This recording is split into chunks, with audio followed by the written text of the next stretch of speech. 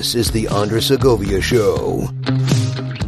I have William Hall. William Hall, welcome to the Andres Segovia Show. For my audience that do not know you, by all means, please introduce yourself to them.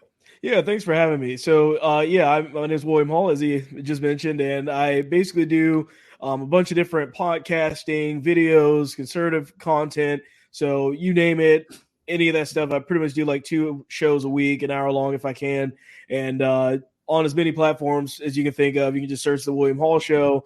But yeah, that's pretty much what I do, just covering mostly the kind of current news and things like that, but also deviating to whatever is going on culturally with society and everything else.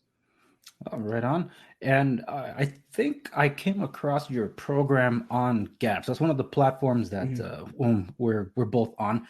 But you didn't start on Gab. It looks like you started before that. Where did you start your show?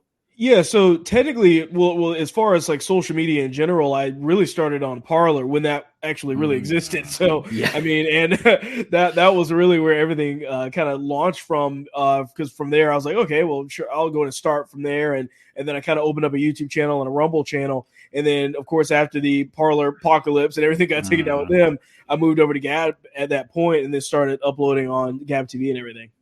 Yeah. Okay. But what? Okay. So what inspired you though, like to start your show? Like on, I guess you were engaging on Parler, but why did you decide to finally voice your opinion? It was literally the day after the election. Like for me, that was the big thing. Like I had been posting before, but after November 3rd, like I saw what was going on and everything was just going crazy at that time. So I was like, I need to actually speak about this. I need to do something about it. So literally, I think it was that same week I started the podcast, started the YouTube channel, all of that. So, oh, nice. Well, I think that was a great time for you to start. Yeah, people were really in on it at the time, and your channel has grown exponentially. So that's something that you and I differ in terms of what we do for show. But for those that are regular tuners to my show, they understand that I have a section called Off the Record. It's now available exclusively on Locals. It used to be on my website, but for reasons I had to change that format too, where I would talk about these things. And just like you, I actually did political commentary from 2003 to 2010. I would say around mid 2009. So the Andres Segovia Show, as it was known as political commentary, current events, and economics and all that, I did it then. I kind of did it as a way to basically talk to my generation at the time, because I was tired of the reality shows. Like, dude, I don't care, but they'll be the first to ask, oh, what am I going to vote for today? Like, what do you mean? What you're going to the polling booth? The low information voters are usually the ones that are responsible for canceling out our votes. So I try to inform my generation around me, and I make inspired by Rush Limbaugh. I made up a fictitious broadcasting network. I call it YES, Youths Exiting Stupidity, and that's nice. That's how it was. This is before podcast or blogging was a thing. So it was a newsletter that I morphed, and it's blurry on purpose. But over here is my book that kind of compiles my entirety of my newsletter. It's over 500 pages long. That's my first written book on my third published work. And I look back and I was like, well, it's a historical archive of things that went down back then. But then as I got busier in life, I ended up turning it into, it became a news feed before Twitter became a thing. So like, oh, that made it easier when I ended up moving to Twitter, which I'm sure we'll end up talking about later. But the show morphed into all just giving headline news, and every now and then I'll weigh in with like the opinion editorial, but I call it the newsreel. And after that, I'm like, I couldn't keep up. So I couldn't stay quiet either. So eventually I needed to voice my something. And what ended up transpiring was, I think it was 5 years ago or 6 years ago, when I started a tech channel. And I did that as a response to all the bad rep that BlackBerry was getting, because like, people don't understand BlackBerry, so I need to explain. And that's where my channel took off. I ended up racking over 1 million views based on tech-heavy content too. So for me to take a chance and bring back the Andres Segovia Show to away from just tech, but to help people educate themselves on how to be financially independent, investing in real estate, and also some life coaching. that in of it itself was a big shift. And I understood what that meant for me and ad revenue and all that. It's like, no, but I want to, this is me. Yeah. So I ended up going that way. And some people have stuck around. Others like, well, we want to see some more tech stuff. In 2022, I think people are starting to see like he's leaning more heavy on the Under Segovia show now, and that's on purpose. Yeah. But I say all that because that's I relate to what you say, and there's a topic that was inspiring, like that we kind of talked about before we recorded, that it's kind of leading towards. So here's the main question that I have: why did you feel the need that you needed to jump in to voice your opinion? Well, I mean, I felt like there was a lot of voices out there. I mean, there's a lot of big name people already, but I just felt like it was a good opportunity to do something for myself, to actually be in the fight in the best way that I could, because I felt like, posting online is great and everything, but ultimately I wanted to be able to have a longer form type of situation where I could actually go through, cover the actual things that were happening the way that I wanted to, and say, hey, at least feel to myself that I was doing something, other than just kind of sitting by and kind of watching. So for me, it was just trying to be involved in a fight. I just feel like something needed to take place. And the platforms that were there were kind of just starting to blow up like crazy, and the news was going around all over the place. And many of the bigger name people weren't even really covering some of the stuff. So I was like, okay, this is an opportunity that I can maybe capitalize on and see if I can actually cover some of that stuff that maybe other people haven't heard about, or just the other places are ignoring or something like that. So.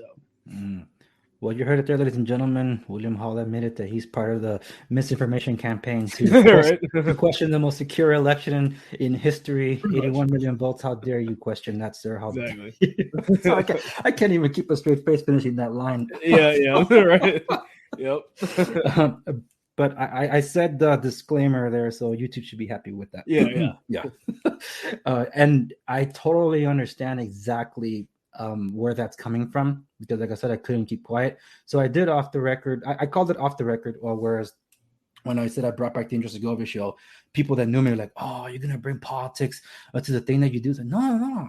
I'm bringing what I know how to do, what I love how to do, because real estate is all about marketing.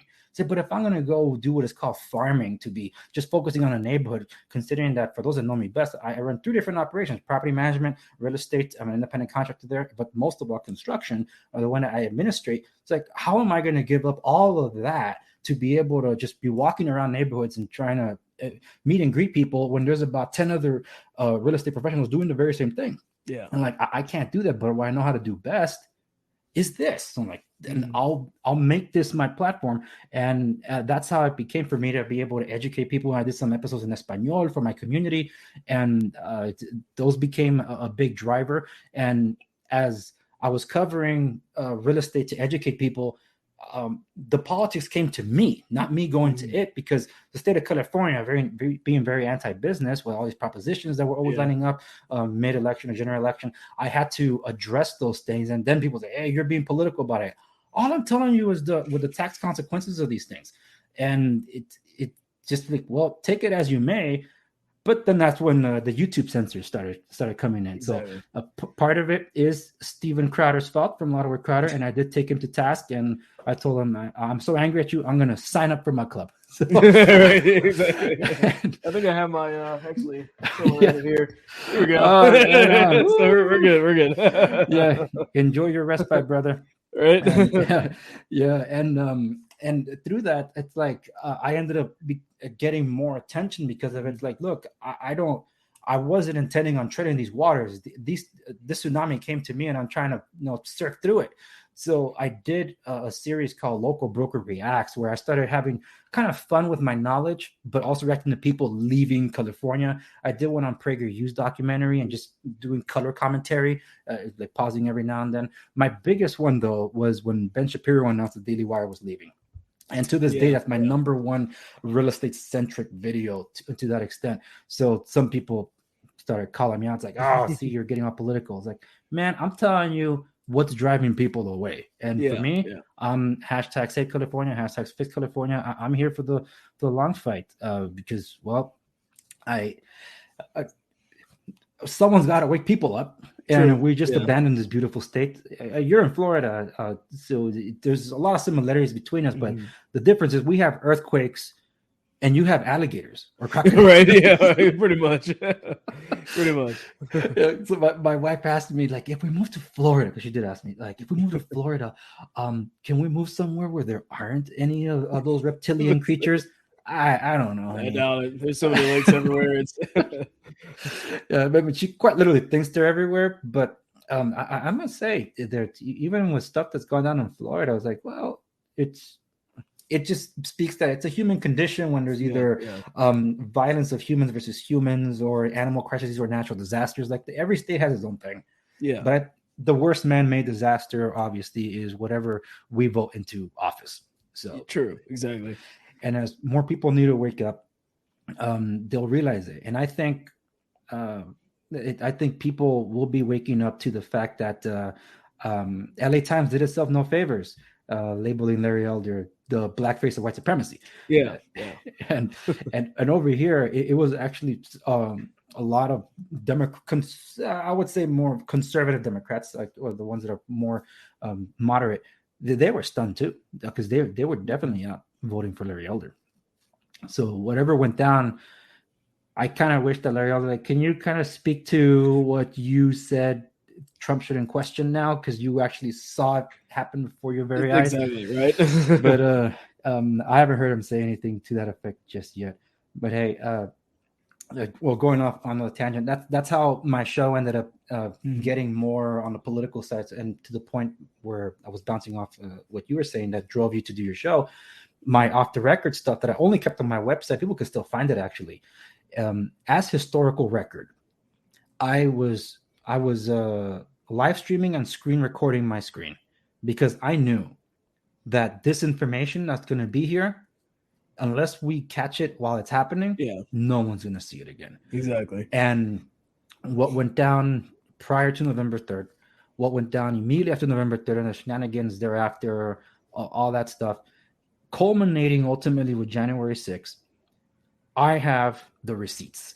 And I'm so happy I do, because, well, and I've said it before, it's like what happened January 6th was shameful and stupid. Mm-hmm.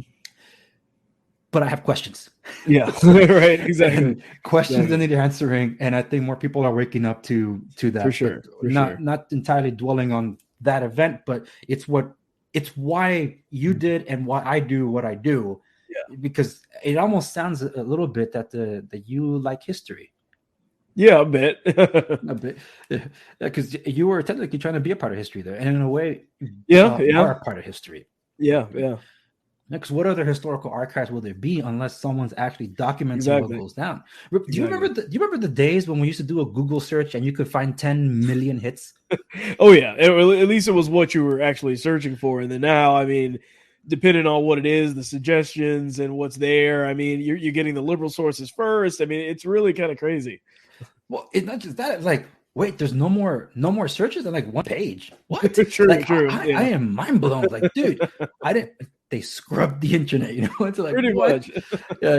What are you using? Since you mentioned you've been on other platforms. I don't like calling it alternative platforms or alt tech, just because the left identifies that. But what other platforms do you like for search engines? What's your go-to? For search, the DuckDuckGo one has been pretty decent. Like that, which is the kind of more free speech ish one.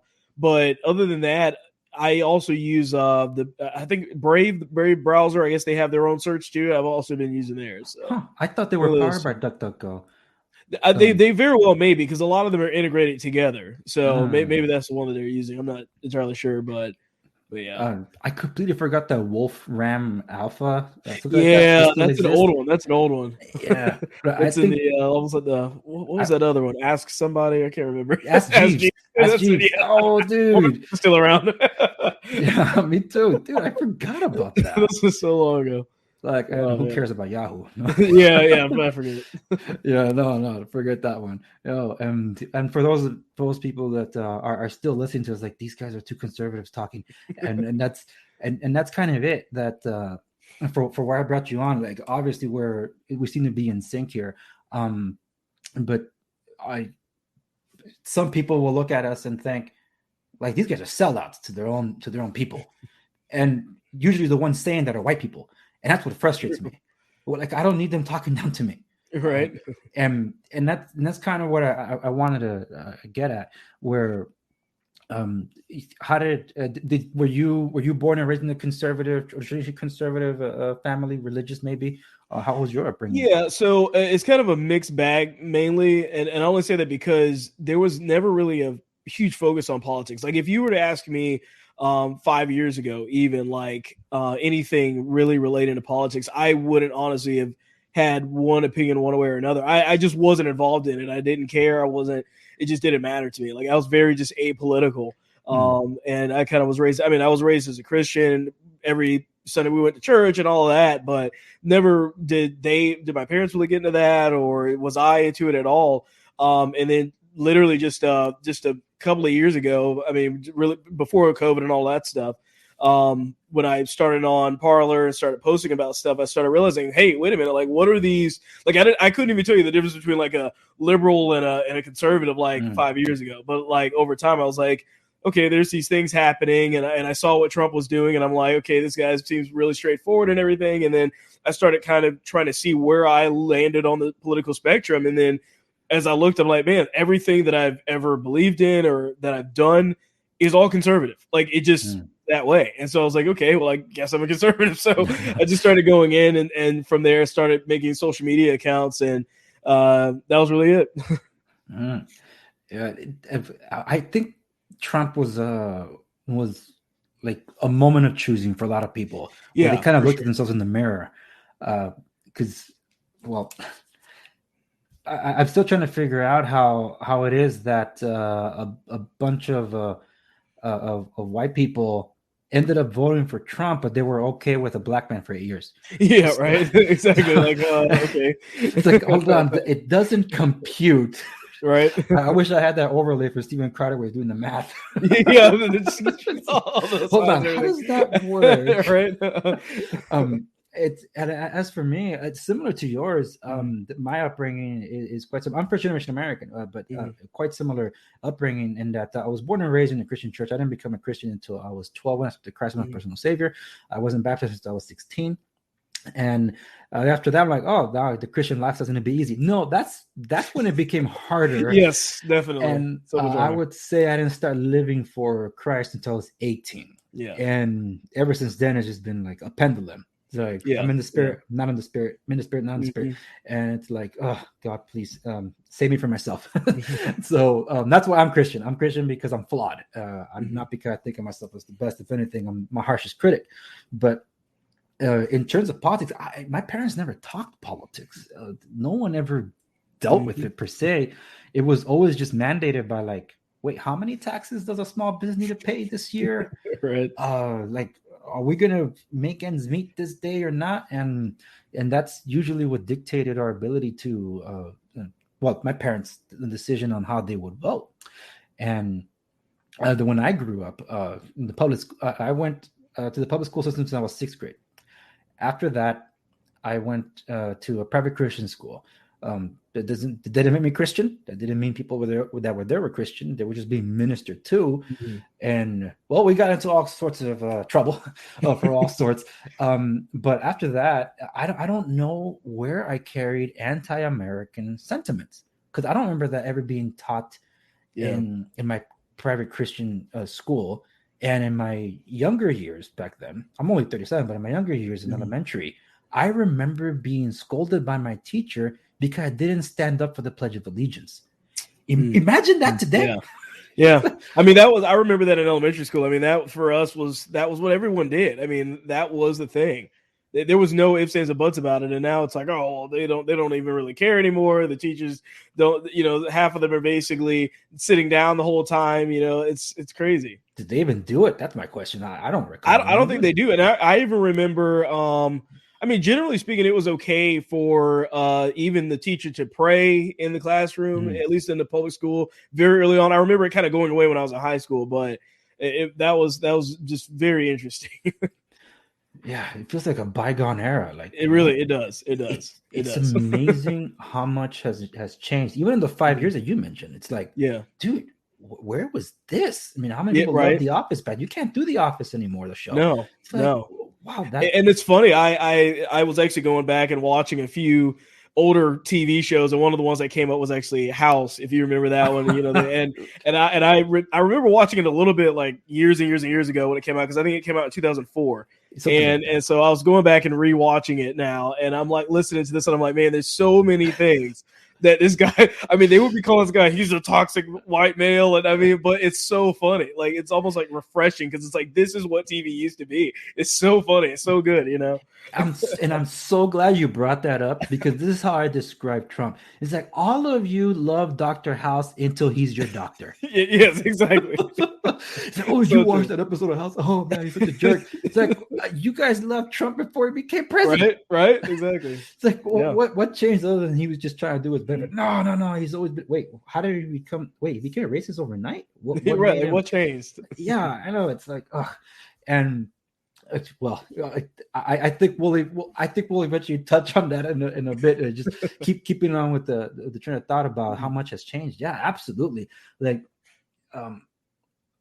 my kids don't watch American programming. My wife is Taiwanese. She was born and raised in Taiwan. Got a green card, came to the United States, landed in Texas of all places. Okay. So I'm like, how'd you end up in California?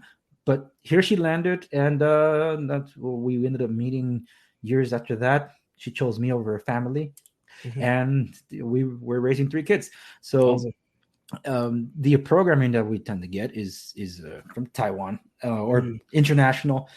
Some of them dubbed into English, but we try they're trilingual. They're learning Mandarin, English, and Espanol. So they know that they're going to conquer the world of business. So true. They're going to take over. And when it comes to American programming, like, only what I picked up as physical media, like, kids, let me show you what the real Justice League was. Right? Yeah. Let me show you the Batman animated series. Yes, there you go. And they find that terrifying, because they're little ones. But I'm like, wait, I used to watch this as a kid. Racketeering, conspiracy to murder. What?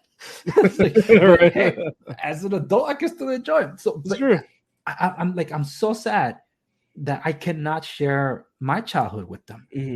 Beyond like I can't share Sesame Street, and it saddens me. But this Christmas was the first time that, all right, kiddos, I know you guys always wondered who is Kermit the Frog. So here's a Muppets Christmas Carol. So at least we were able to watch that. There were even some moments that, like, I don't think this is gonna fly today either. True. And that's what saddens me. But I'm not sheltering my kids or anything of the sort. They're finding their way on their own in a way, but it's also my job to train a child the way they should go. Absolutely. And so I have my approach, and my wife has her approach, and I think that's what's important about the nuclear family, like both the mom and the father being present for the children. Definitely. And I had that growing up, but they instilled the values on me. And like I mentioned, I don't know where that anti-American sentiment came to me. It's like, why did I hate the United States? I couldn't explain it to you. But then there was like a light bulb that switched in my mind, and I don't know how it changed. But then I kind of had like a soul search and realized, holy smokes, this is the country I actually do value, and this is the place I can do what I want to do, and it's worth defending. Then I was, so I am conservative too. And I think it was a moment of reflection when I went to college. This was at the time we were about to go into Iraq, and it was spring 2003. So that's like right before the invasion of Iraq, if I recall correctly, my history. So the English teacher, instead of teaching English, my first class ever in college, just sat us down like the kindergarten kids with our desks against the walls, and we just talking politics and the evils of the Bush administration. The Bush administration and how he was a Nazi. I'm like, what? Like hearing it all the way back then, and having all this talk about what's this got to do with English and literature? Right? Yeah. What's happening? And eventually, when I started speaking up, because I'm like, I don't think I agree with that. And these are but the majority of them are white people. And here's one of the only few Hispanics in the class actually voicing disagreement. and talking about, hey, look at our American soccer team. It's pretty diverse. And it's something about like, oh, because there was no other choice. Like, what? It's like, Wow. I'm just sitting there so confused. It's like, okay, this doesn't make any sense. I actually talk about this in a novel series that I'm writing. So I remember sitting down in the quad, and you being a fellow brother in Christ will understand this. I was having a crisis of conscience. I don't want to say crisis of faith because I never had an issue with faith. Mm-hmm. I only had issues with myself. And as I kept doubting me and my purpose and what's the point of it all, it's that I heard God telling me, you see everybody here? I'm like, God went to quad. It's like, you are not like them. And it wasn't in a way to tell me that you're better than them. Mm-hmm. No, it was in a way to saying, I've called you something greater. Yeah. And trust me. That's how I understood the word. Then I'm like, what do you mean? And this was the beginning of my years in college. Mm-hmm. So it took about a year for me to understand what he meant, because every single semester, every class, there was always one more experienced Christian that he put into my life to help minister me along the way. That's good. And that was awesome. And that's helped mold me into who I am. And everybody that I grew up with, I'm the shy guy, the one in the corner, always angry, the nobody, when you had to drag around and all this, like he would never show up. How did he end up becoming the preacher? Because I ended up going circuit preaching to different churches and things. It's like, what? It's like, that's the guy that wouldn't talk. And this thing, he's actually doing public speaking. What considered one of the biggest fears in people's lives, Yeah. It's like, and I was like, well, it's all God. And someone had to speak up. So that's in a way where I came from. And it's all born and raised here in California. I was actually living, I don't know how much you remember in history, during the Rodney King riots. One of the biggest highlights was there was a Shell gas station that was blown up, and not too far from there was a truck driver that was pulled out of his truck, and it was being just gang beaten in the street, and a helicopter hovering overhead. I lived about 2 blocks down from that incident. Wow. And so that's where I was, and I was 7, 8 years old. So of course all of us will be afraid, where's Daddy? He needs to get home. And it's something that to me was very surreal, but being children, we didn't understand. And growing up older and then seeing how that's all kind of come to a head, I'm finding myself sitting down to explain to my 7, 8-year-old this very thing's like, wow, we come full circle. Like, whoa, it's I don't forget it. And one thing I never understood, my church, Hispanic church, was next to a black church. It still is next to a black church. But the rioters torched the black church. Really? I don't understand. Wow. It's like, why?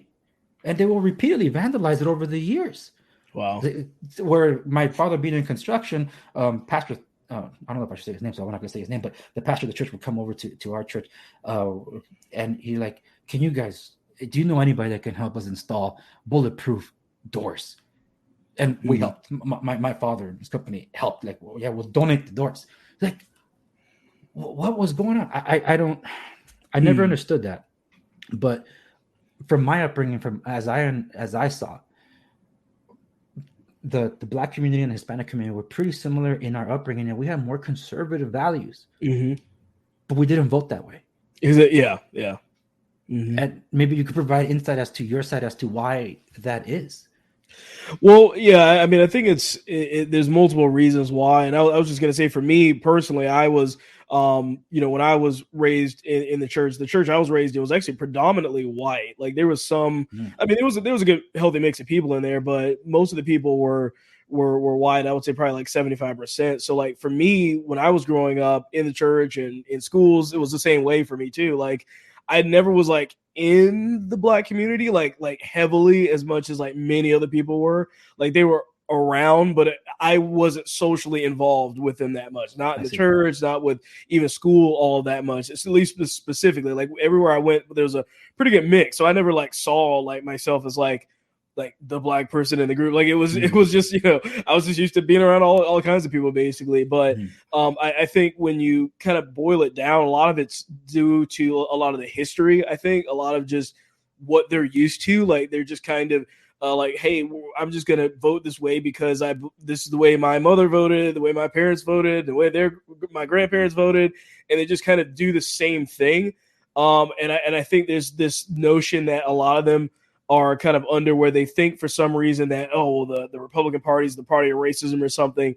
And I think most of them don't even really realize what's going on, because most of the Black Hispanic communities are, like you were saying, at least socially conservative. Like they're not for the LGBT stuff most of the time, and all the rest of the transgender things and all of that. They're not really for that, but for some reason with the policies, they vote that way. And it's like, where's the disconnect at, So we know that the media is largely responsible for a lot of this misinformation, disinformation, and quite frankly, fake news.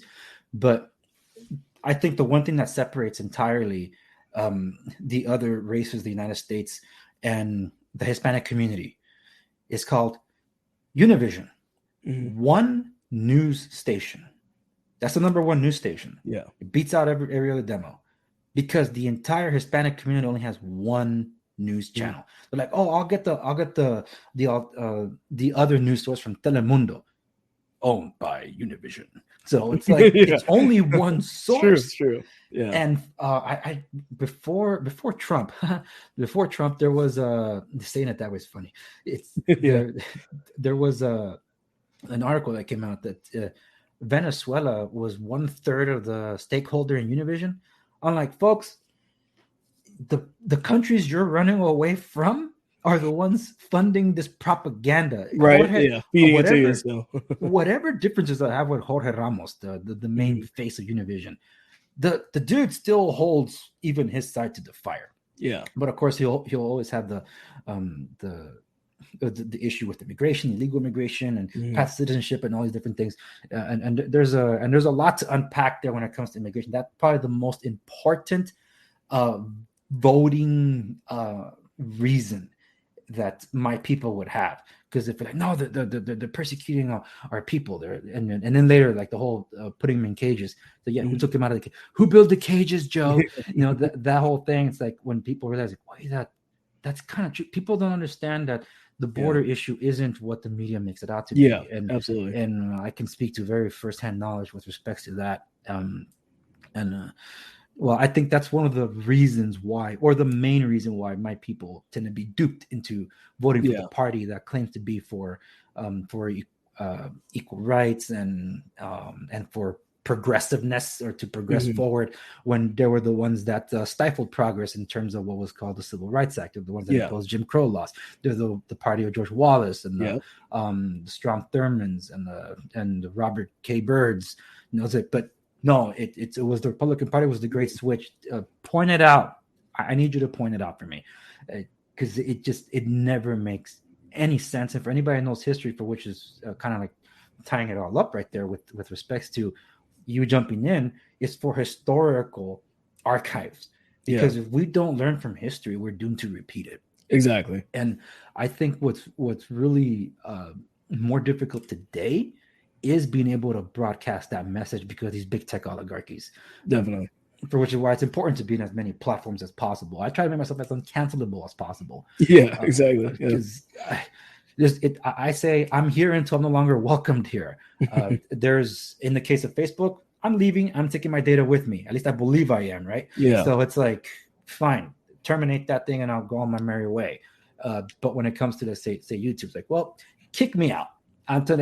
I'll wear that as a badge of honor. I'll consider that my YouTube plaque. It's like I get banned.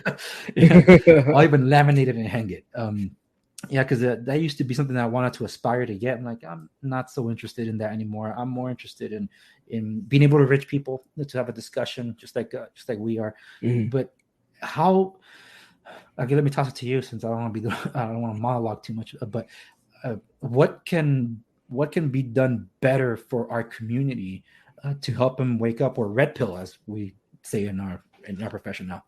I think a lot of it's going into the communities and just talking to people directly. There was actually a video on YouTube I remember seeing from, I think it was a few days or a week before the election on November 3rd. And it was just really interesting because you had this black guy standing outside of this voting thing, this voting booth or whatever was going on there, and this other black guy is getting ready to go in to vote and everything, and so the black guy is like that's standing out there is like, hey, like who are you voting for? You know, and he's like, well, I'm gonna vote for Joe Biden, and the first question the guy asks is why, and the guy's just standing there just like, well, I don't know. Just, you know, just thought to see what I'm supposed to vote for.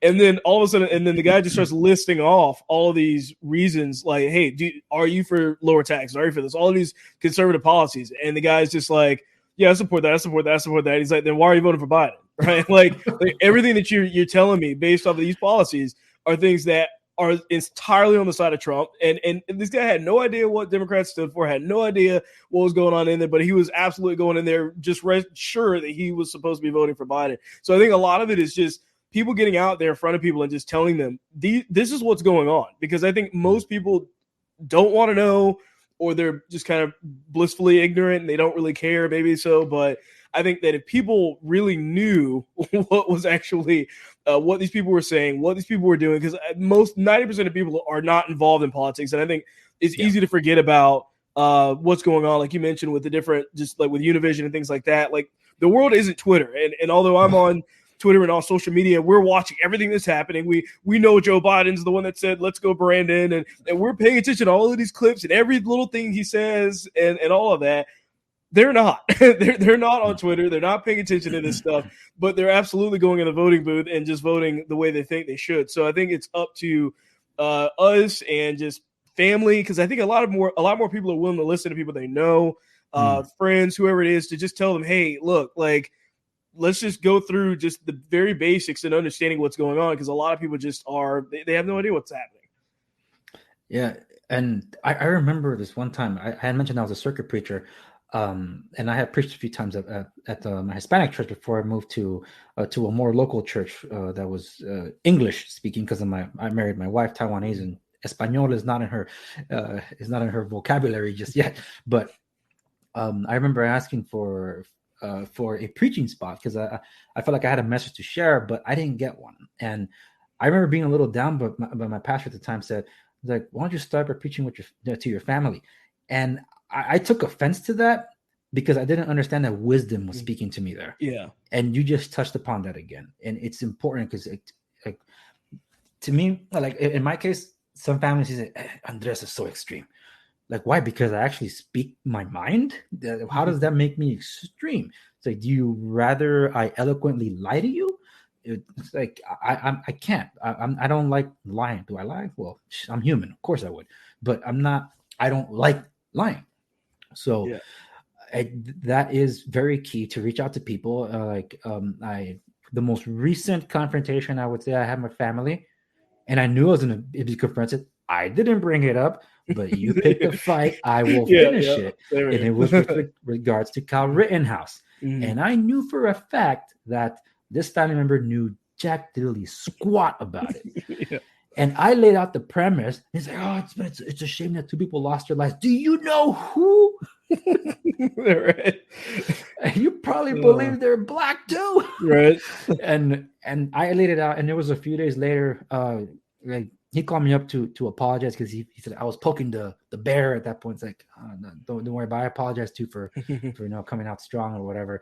But then he texted me after that, like a day or two later. He's like, hey, I read up a lot more on the case, and I have to say you were right. So it's like, we live in this world, man, and it's not that we like it. That's why I can't just stay there, because even I would be like, oh my goodness, these are children. I can't. They just never grew up. But it's not they're telling us, like, they're not inside a White House. They're in a sound room. Why on earth are they in a sound room? It's to maintain distance. And it's like, oh, sure it is. It's like, this is all for show. And I'm like, people, are you awake yet? Because it's crazy. And 2021 was actually the year I made enemies and friends on both sides. Because because of my stances, I always have a leftist not like me. But I had more moderate liberals, if there was such a thing. But that part just got so extreme, right? So some of them actually came out and that defended me, say, "Hey, man, this guy's actually making some sense." Like, well, thank you. I didn't expect your support. Why? Because I dare to take on the Freedom Phone. Like, True. Yeah, what is this thing when it first popped up? Because now they're trying to, like, there was always going to be a snake oil salesman. And while I still maintain that Eric Finman is not selling what he set out to sell. Yeah. He's it's a scam. It's what is being sold now.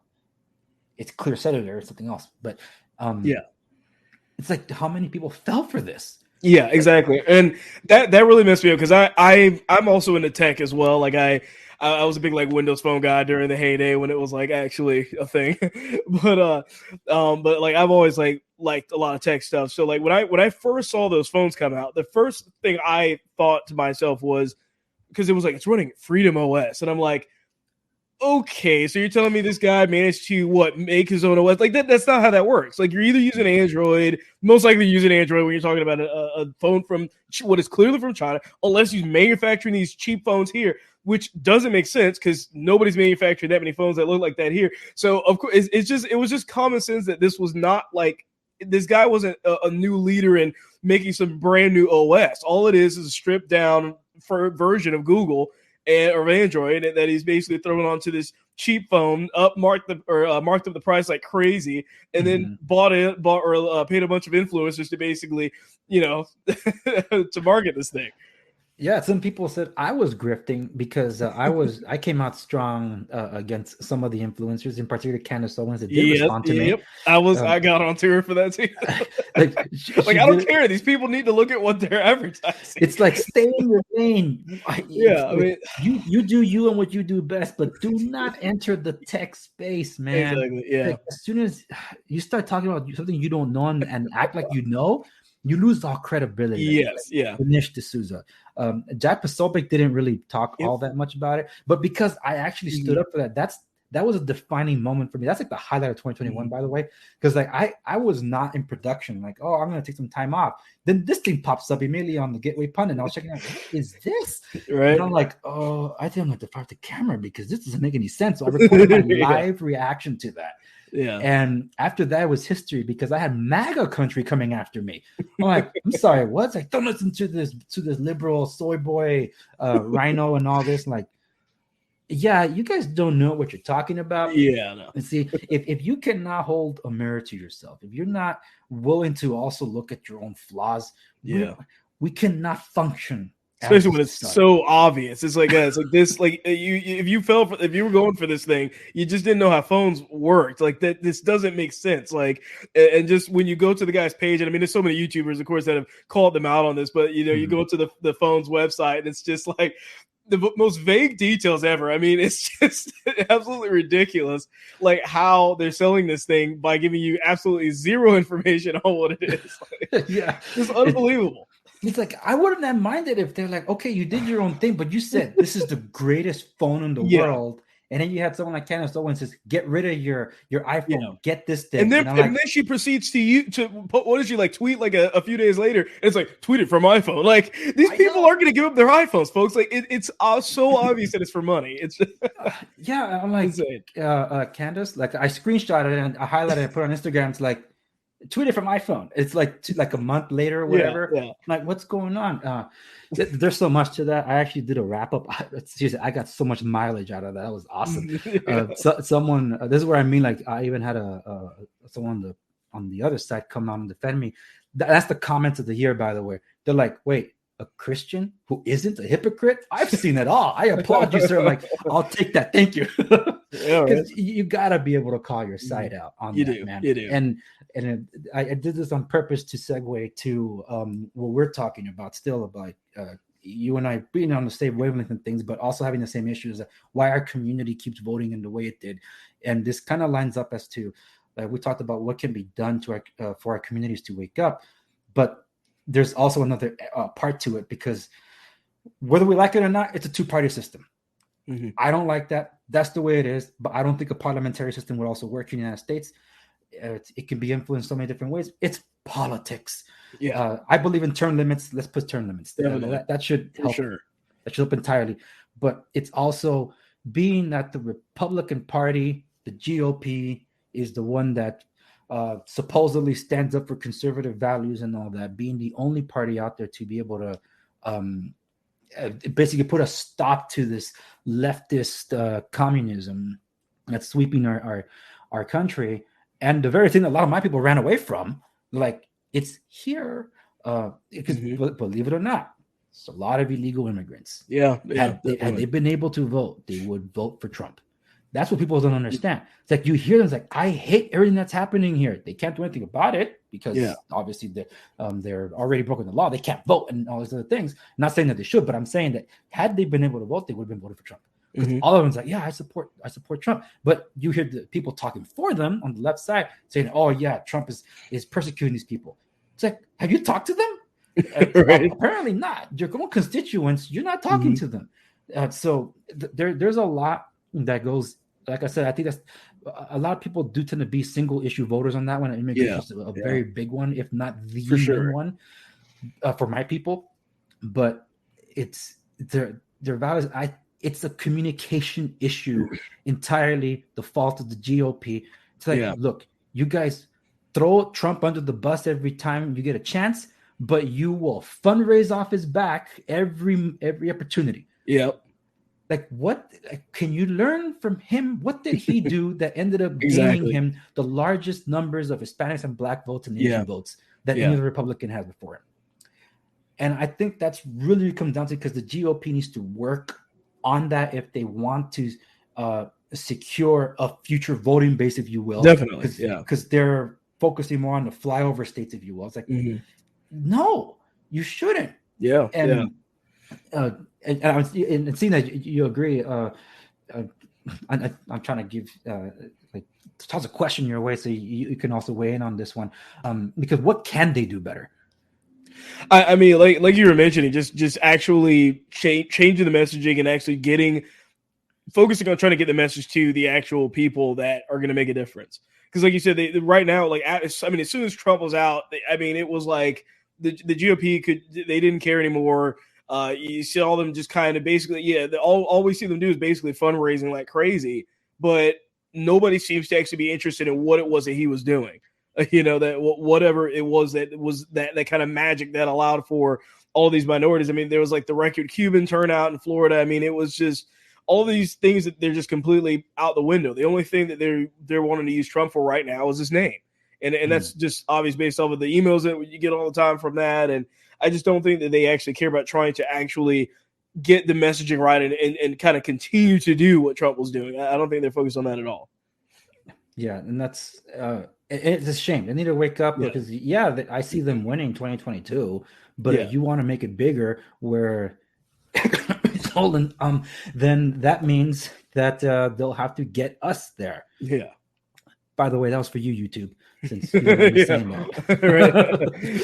So, and people need to realize that there is a topic that I do want to talk to you about, because I mentioned YouTube. It's something that we won't be able to continue on for them, because we're kind of riding this wave, and that's why I'm like, I gotta collect my thoughts here. Like I'm trying to do mental gymnastics, but I'm not as good as Jen Psaki. Okay, you're right. I can't circle back. I can't circle back to it. Like, no, I'm gonna say it, but I can't say it yet. So I was holding my tongue, like toss it to William. So for those watching on YouTube, we're gonna still continue talking, because we gotta talk about the main thing, and it's what got William started on his channel. So we're gonna weigh in on that. I expect pretty heavily. So you want to tune into the rest of that, go check it out. The links will be available to show us a complete episode at www.themusicgover.com. But as we close out for the rest of you on some closing thoughts, and I'll give you a chance, you're willing to also tell people where they can find you. It's the whole thing, to basically summarize it, it's a communication issue. But I think one thing that the main takeaway that people can get from all this is we both did not grow up looking at skin color. We both grew up looking at the concept of character. Like, this was not something that was made aware to us until the left made it an issue for us. And now it's like, dude, we gotta actually mention our skin color because of these buffoons that were intending to eliminate this thing. The woke became the racist. It's the shoe horse theory thing. And Ryan Long did a really good job trying to summarize all that. For those of you that don't know that skit by comedian Ryan Long, I'm going to leave that video embedded in the show notes too, so check that one out. But if there's any advice for people that are out there that would not hearken or listen to someone else's viewpoint, what pearls of wisdom can you give them? I would say just to speak from just in a kind way. I think so much of politics has just gotten so hostile in many ways, especially when you're online. A lot of people will type something online, but they won't say it like that to your face, right? Like all of a sudden that barrier goes down and they're willing to listen. And the amount of people I've been able to kind of that I've talked to in regular parts of my life, just friends or whoever it is, everyone's so much more reasonable when you're actually in person. Like typically speaking, not always, but typically speaking, it's just so much easier to kind of get a point across when you don't have any of the rest of the noise of Twitter, or it's not behind some keyboard online or just texting or something like that. So I think just being kind to people and just speaking with the facts and leave it at that. And it's not always about trying to necessarily change their opinion right away entirely in one conversation, but just getting them to understand, look, there's stuff out there that you don't know, right? Yeah. And you need to realize that you may not know that, and leave it at that, and let their curiosity go and kind of find out the rest of that stuff for themselves. Yeah, and I love the way you put it. Don't make it an elevator pitch, trying to squeeze everything into one conversation. Yeah, it's impossible. No, it's just not. And it's over time. It's kind of like what Christ calls us to do: spread the gospel. We plant the seed, let God do the watering. Exactly. And fall where the seeds may. It's fertile soil, or they fall on the thorns, but something will come of it. Yeah. So that's great. Where can people that are tuning in, we're about to say bye to them, where can they follow your program? I know you mentioned it before, but go ahead again. Sure, yeah. So any podcast platforms, or on YouTube, Rumble, Gap TV, all of that stuff, BitChute, you name it, you can just search for William Hall Show. And then on any of the social medias, it's William5849. That's Twitter and Parler, Gab, Facebook, just pretty much everywhere until I get banned somewhere. So that's pretty much it. Yeah, you get banned from Gab, that's going to be like... yeah, that's kind of weird. What did he do? Right. Thank you so much for listening to this episode of the Andre Segovia Show. Remember to like, share, and subscribe to stay in the know. If you want a question featured on the program, or you never know, it could be an episode all on its own, you can message me at any of the social media links available at my website, www.theandresegovia.com. Also available there are all the directories where you can find my show. Remember to also follow me on YouTube and Instagram, where other exclusive content resides. Thank you so much for listening to this episode of the program. I'll see you on the next one.